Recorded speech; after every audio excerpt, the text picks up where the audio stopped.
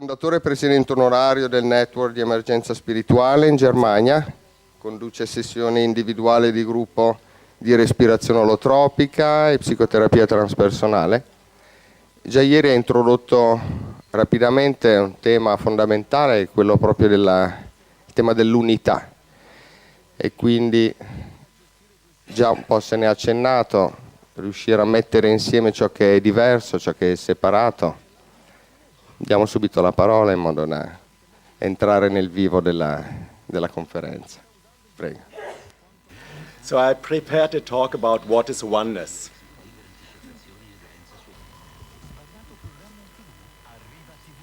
And I thought, what kind of crazy idea to prepare a talk about oneness? Is oneness something to talk about?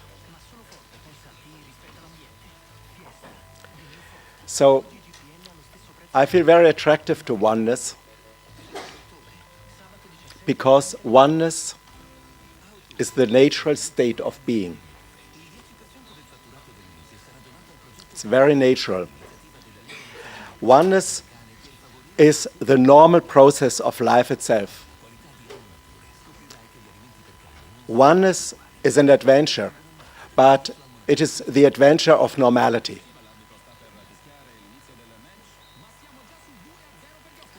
Buddha, under the Bodhi tree, discovered that there is no separate self, no ego, no mine, no yours, no his, no hers. There is nothing but connectedness, nothing but oneness. The Tibetan teacher Dzogchen Rinpoche said, the state of enlightenment is too close and it is too apparent, so it is difficult to be discovered. Somebody who looks into the mirror thinks that's him, but it is only a picture in the mirror, what he or she sees. What is oneness? The awareness of oneness has to do with how the world is perceived. And this is connected to how I refer to myself. Most people feel separated from themselves, and this is the deepest pain we have to suffer, the Dalai Lama says. Oneness is a reflection at a conference. As universal and basic the theme is, it is a very personal one.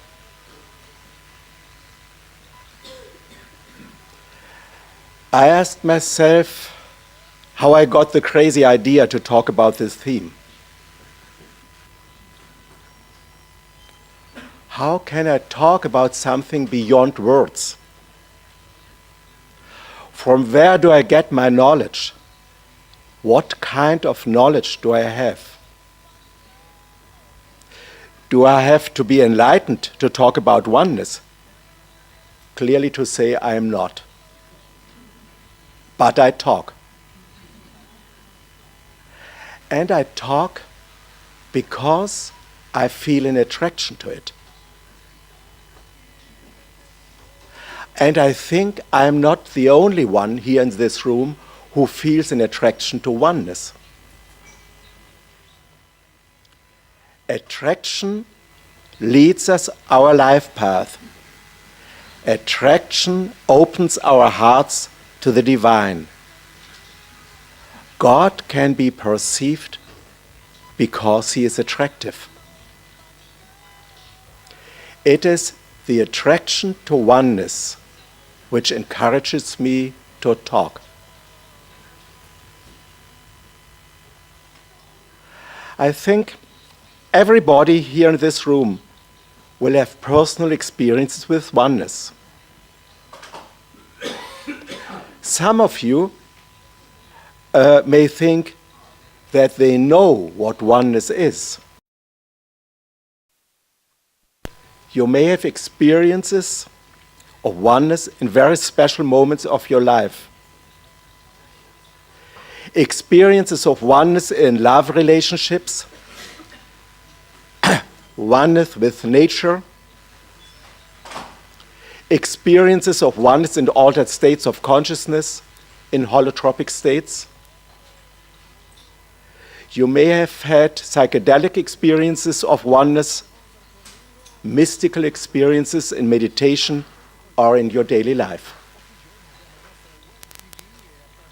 These experiences can be an immense gift of life. And they can be life-changing. But there is a problem. Experiences are experiences, and they come and go. I think as long as you focus on experience, your world will be split in dualities. I feel very grateful to the many experiences which my life granted to me. I feel grateful for experience in ease and happiness, and I also feel grateful for the painful ones. They had been the most healing ones. They triggered the evolutionary energies. All these experiences and insights nourished the fire of my soul. But they didn't satisfy the burning desire for oneness. When I talk about oneness, then I feel that burning. There is a pain in it. It is the suffering which is existential for the human condition. Buddha said, I'm teaching only one thing. It is about suffering and how to overcome suffering. I personally experienced oneness several times, but I didn't realize oneness. The question arises, if ever somebody personally realized oneness. My teacher Mario Montese says that most people reach out for ego enlightenment. But the divine light and an understanding are not personal qualities. The word is not ego enlightenment, the word is enlightenment. What Buddha realized under the Bodhi tree was impersonal. Oneness only can be realized if there is no one. The realization of oneness requires the sacrifice of the ego. And there are a lot of misunderstandings about what that means.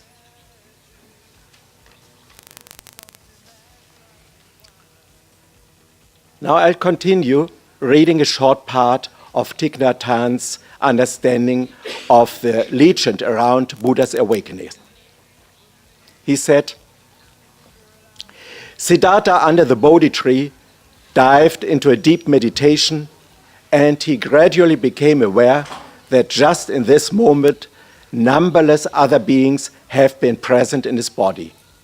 Organic and inorganic beings, minerals, mosses, different grasses, insects, animals, and humans. His body, his being consisted of everything and everybody. Prince Siddhartha understood that what he called his body was everything. Countless beings, animals, plants, and minerals, beings born and unborn. All those were playing and functioning under certain conditions. The whole world was discovered in Siddhartha's body, but there was no substance, no identity which was Siddhartha. There is not an ego, not an independent self. There is no I. there is only emptiness, the void, anatta in Pali words.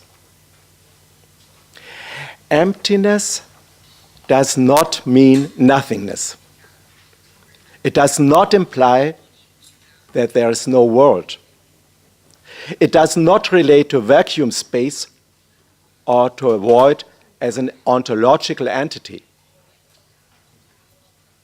The mere understanding is that there is no self, that there is nothing but the oneness of all beings, minerals, the natural forces, and a diversity of spirits.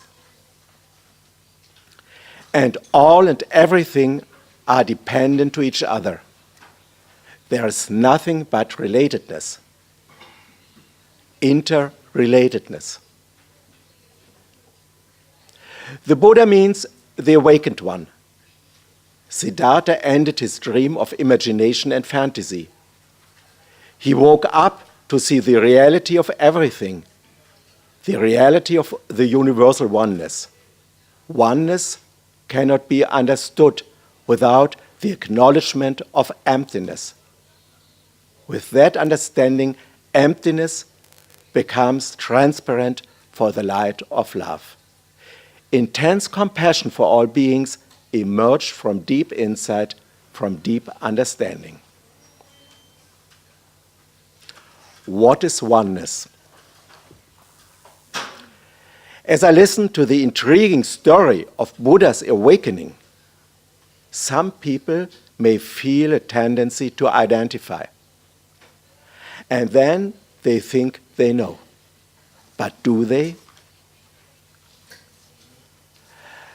The present transpersonal community may have a tendency to conceptualize personal spiritual experiences, or it presents spirituality quoting the old scriptures, and then gets out new concepts of the spiritual, new concepts of oneness.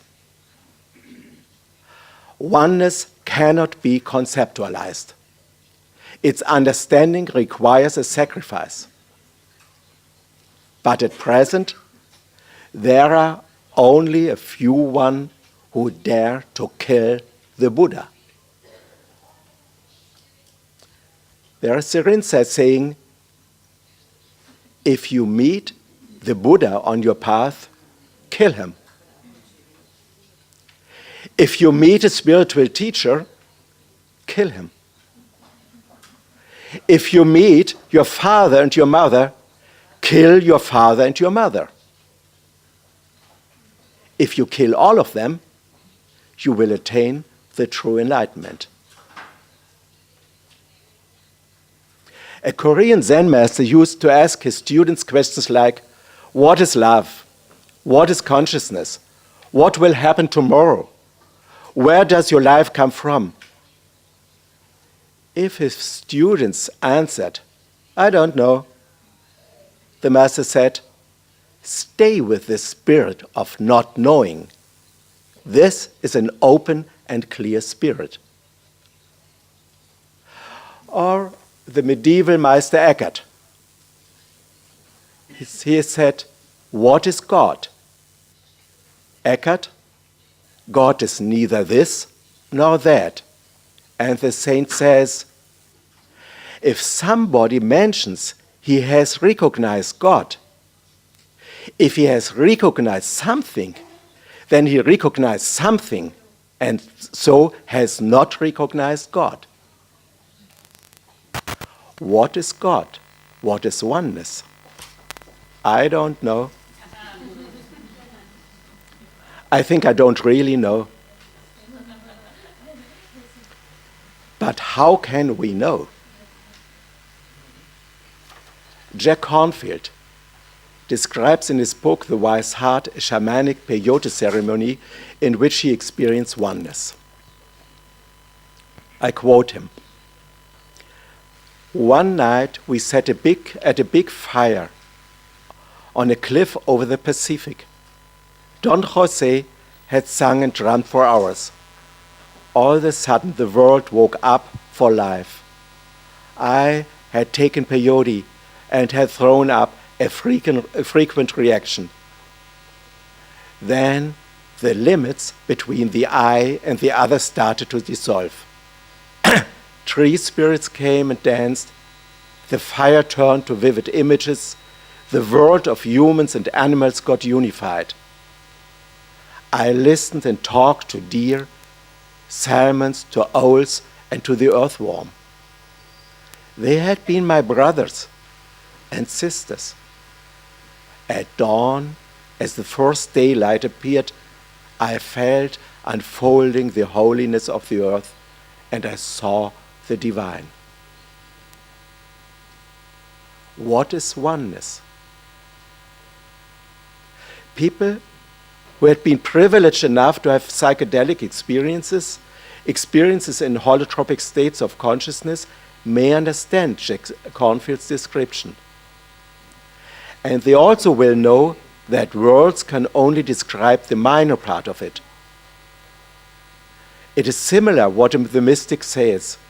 The essential lies beyond words. I personally learned a lot from psychedelic experiences. They completely had changed my worldview. But they didn't lead me to a place where oneness can be realized.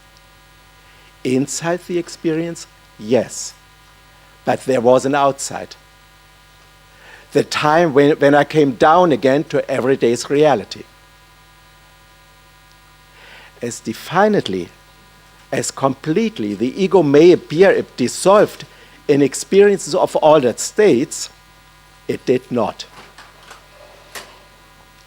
The ego can be hidden in these experiences in many different and more or less subtle ways. One is the identification with the experience itself.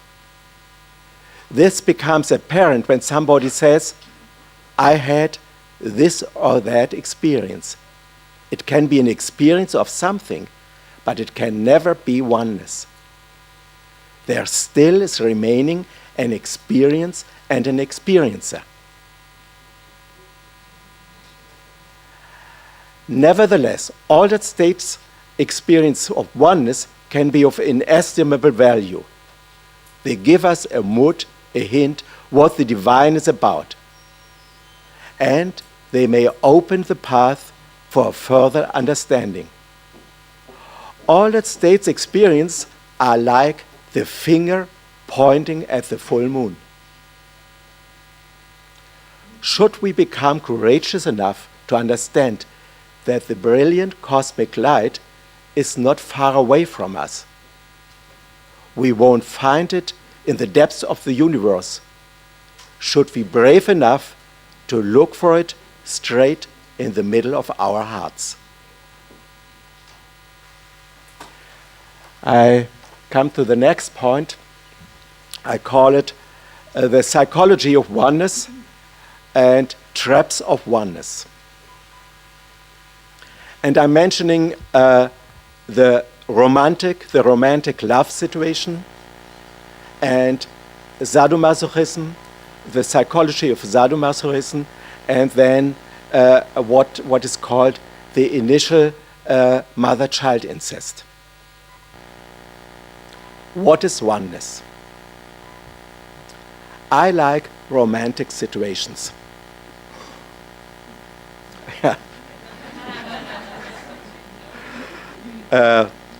And I'll encourage you, and also myself, not only to enjoy them, I encourage you to celebrate them. To light candles, to prepare and ornament the table for a wonderful meal, to charm your beloved one, and surprise him or her with the expressions of your open heart. And as you feel one, you won't have a choice other than infinitely melting into it. For some hours or some moments, then you'll get a glimpse of the divine. If you are fallen in love, then you may be convinced to know what oneness is. Many of you will have experiences with romantic situations. For some people, these moments may be the only ones who really made sense in their life. In these moments, the whole world seems to be magic.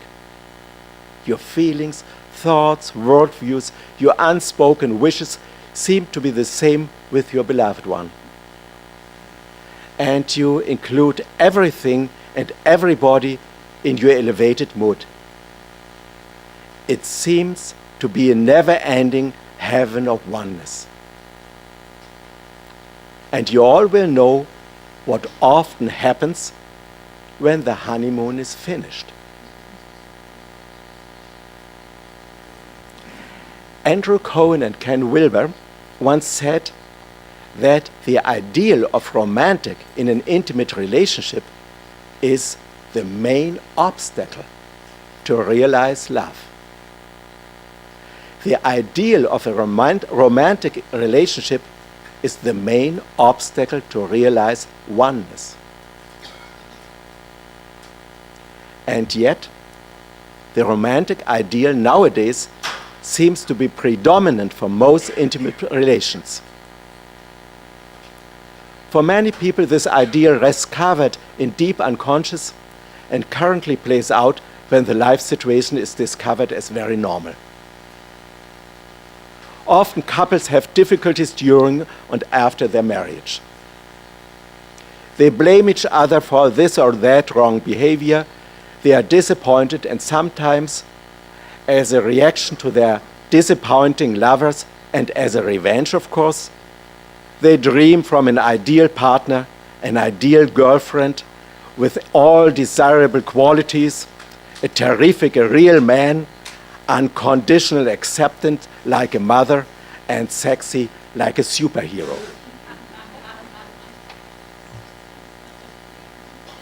Some may look for a twin soul partner or a dual soul while they live in disappointment and resignation with their real beloved ones. All these people dream from oneness. I think the mainstream couple therapy today mostly focuses on everyday life problems and a fair distribution of obligations and power, whereas these never-ending power struggles in relationships are reactive patterns related to the deep open wound being not able to realize oneness, the natural state of their cosmic being. There are two or more less unconscious patterns that try to realize the nature of oneness in relationships. The first is what Sigmund Freud called the riddle of sadomasochism. The second is the very profound kind of abuse which until now isn't broadly recognized, the initial mother-child incest. Come to the first one, the riddle of sadomasochism. There is a story about two women in a sadomasochistic relationship. I took it from a German book with the title Short and Painful.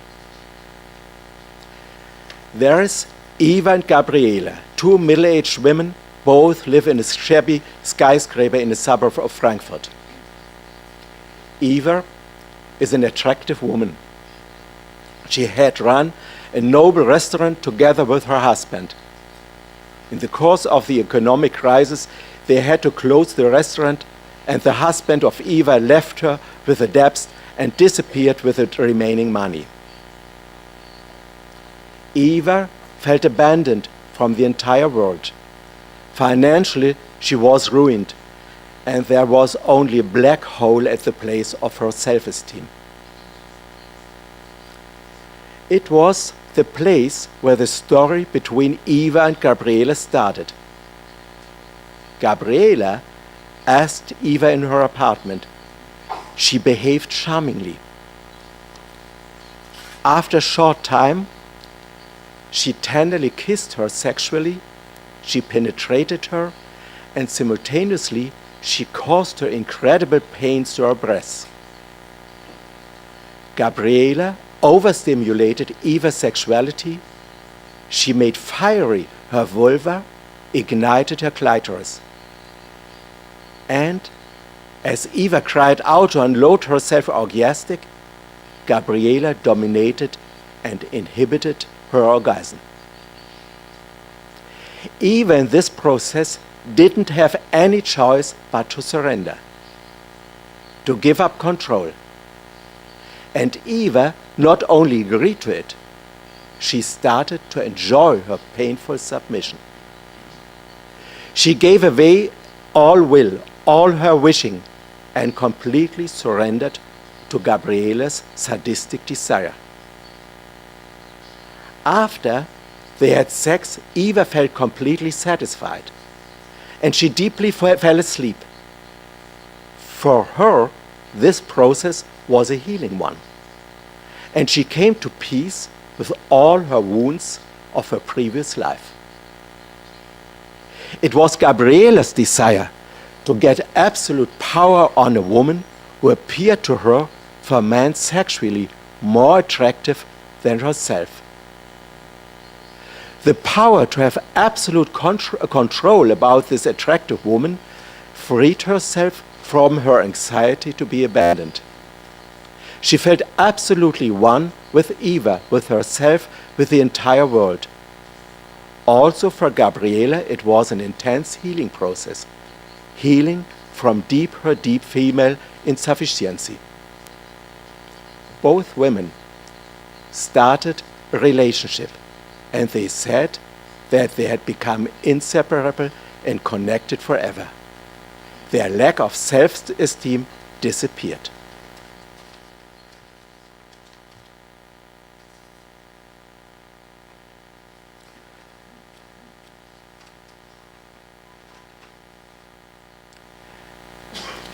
What kind of oneness they experienced?